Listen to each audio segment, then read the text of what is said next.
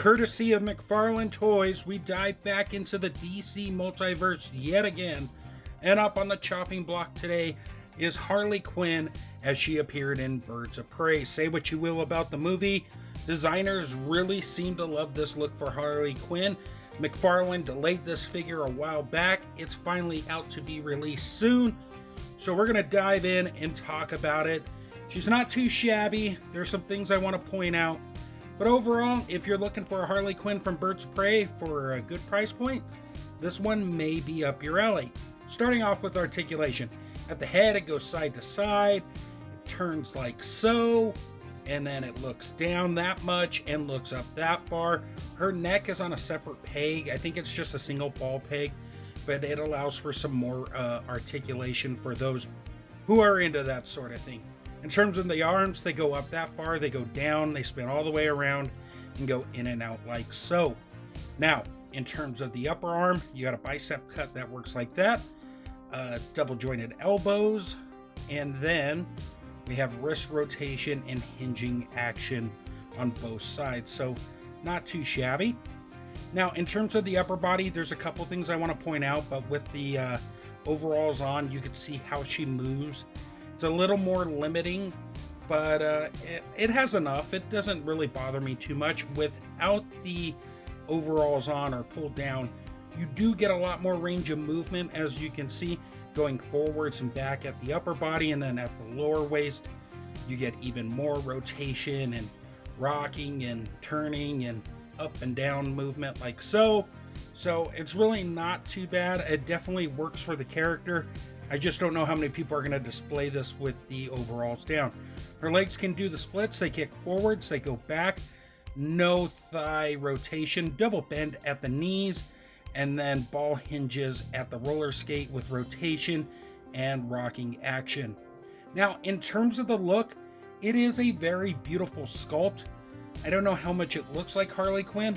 I can say that it might be just me overlooking this figure for the review, but the likeness is there and then it's not there, depending on the angles. But it still looks very good. They got the nice decals for the tattoos.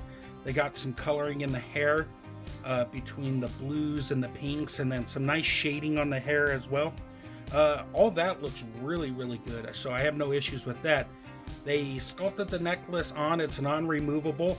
I don't know if it's everybody's, but mine has some paint issues where the white's bleeding into the silver, so be aware of that. In terms of the upper body, the tank top looks great. The overalls are a nice crisp gold. The way he molded that gold on there really came out really good. Got some nice texture on that you can see all around, which is very nice to see on a figure that's, what, 20 bucks and some change after taxes. And then we had some issues there with her butt, so I had to adjust the plastic. So just be aware of that. And then going down, you can look at the thighs, and that design goes all the way through, top to bottom. Very nice, and it works very well in photography and it catches the light quite good. And the roller skates are nice and bright with some nice wheels. The wheels don't move or anything, it's all static, but sculpted very, very nice. No complaints whatsoever on that. Now, without the overalls on or hanging down, you can see the white body right there. You got the white arms, and then you got those straps like so, and then you got the pink tank top. She's got some rings on there that are done very nice. No issues with the paint. Decal on the arm looks good. Rings on that side look good.